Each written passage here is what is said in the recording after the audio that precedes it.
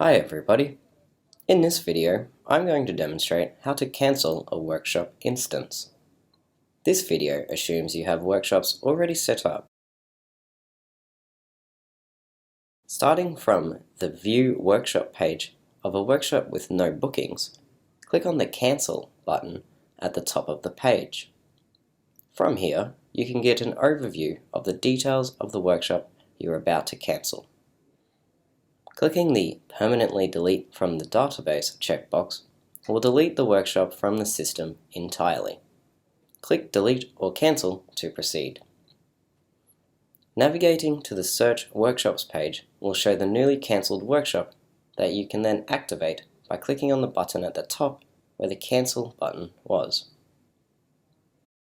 In summary, this video has demonstrated how to cancel and delete a workshop instance. The following video will demonstrate how to issue a non-accredited certificate for a workshop.